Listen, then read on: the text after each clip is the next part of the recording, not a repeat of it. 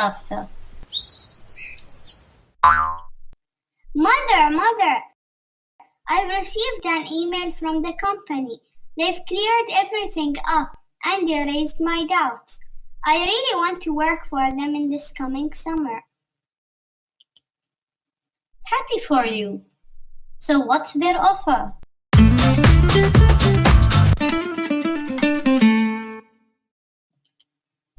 Lovely, Aisha. So now you need to write them an application letter. Do you need me to explain it to you, as this one is different from the previous one? Yes, please. Let's go to my office then.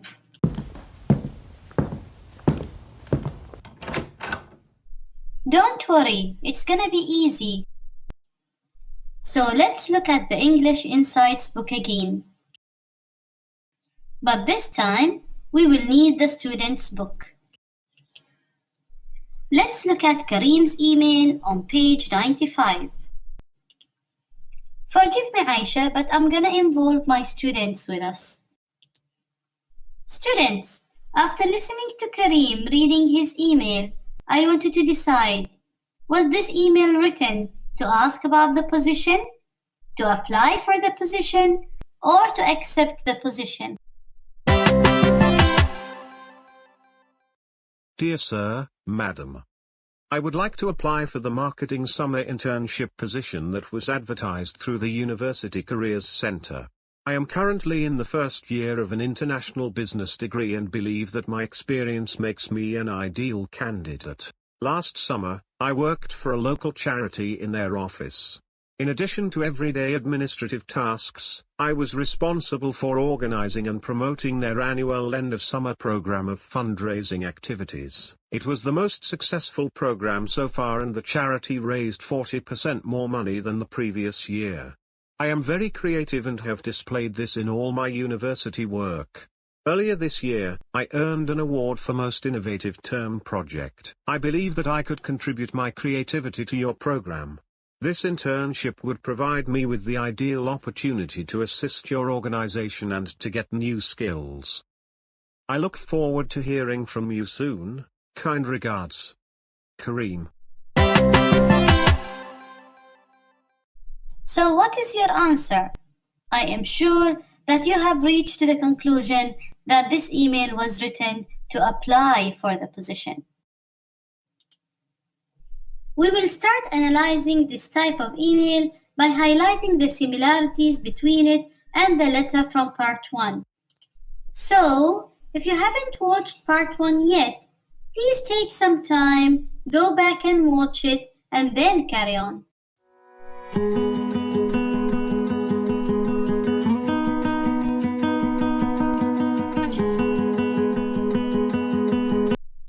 Okay, now let's look at both pieces of writing and try to find the similarities between them. Remember that the first piece of writing is to ask about a position, whereas the second one is to apply for a position. So, take a few minutes, search for the similarities, and note them down. You can pause the video as much as you like.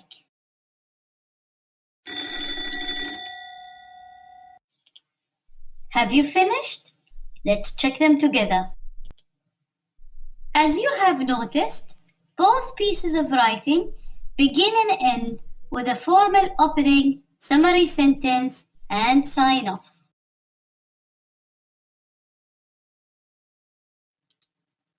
Okay, now let's analyze the rest paragraph by paragraph.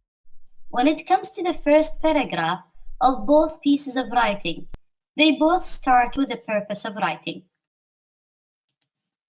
Yet, by analyzing the phrases used to state the purpose, we realize the power of one's words in bringing to light his or her intentions. In Sarah's letter, she uses "I am interested in applying" to show her initial interest in applying for the position. And this was very suitable as her letter was to ask about the position. On the other hand, in Kareem's email, the phrase "I would like to apply" reveals clearly his complete interest and guaranteed final decision to apply for the position. This is a perfect choice as well. So please think carefully before writing your purpose. Are you writing to ask, apply, or accept the position? Your intention should affect your word choice. After the purpose, both writers give background information about where and when have they learned about the position. This is followed by the current background of each writer. This background is really important for the writers to highlight, as it sets solid grounds for their requests. Next, the introduction of each piece of writing is closed by the writer giving his or her thesis statement, which is a very important element in any piece of writing. Therefore, I'll stop here a bit to make sure that you do understand what a thesis statement is.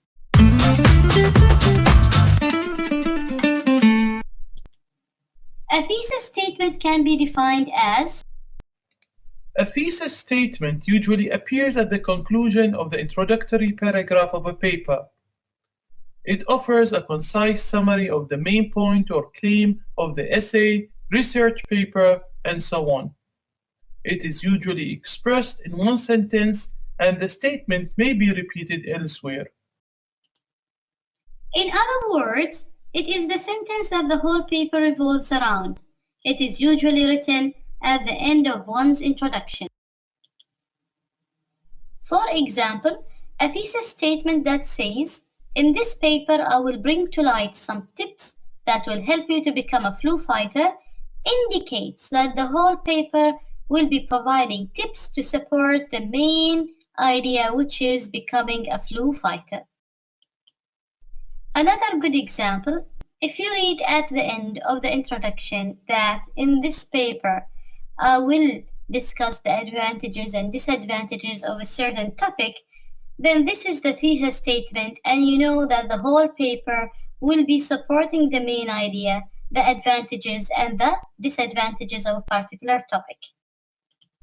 One more example before we go back to our two pieces of writing. So let's imagine that you are asked to write an opinion paper about remote learning. Then your thesis statement can be something like, "Remote learning is a useful learning tool if used effectively. In this paper, I'll reveal the reasons behind me believing so." Based on this thesis statement, we know that the whole paper will be providing reasons and evidence to support your main idea, which is remote learning is a good educational experience. What I'm trying to tell you here is that in any piece of writing, you should have one main idea that the whole writing is trying to validate and support.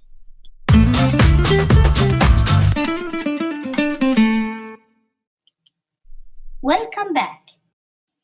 Now let's analyze the main ideas, or what we call them thesis statements, of the pieces of writing that we are working on today.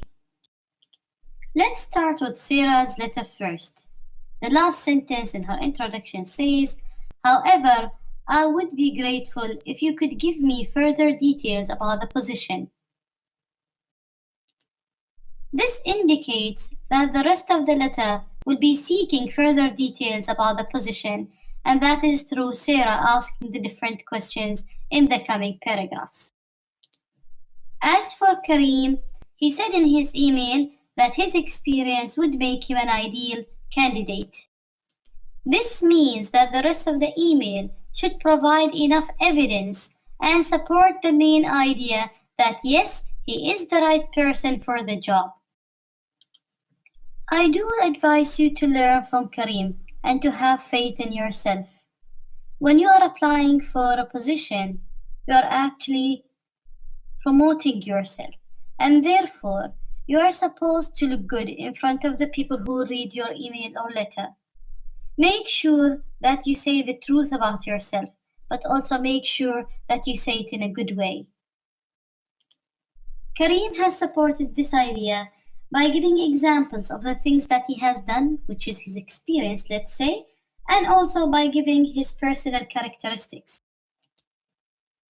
And he has highlighted his creativity in particular because he knows that it is a very desired characteristic for those who apply for jobs in marketing.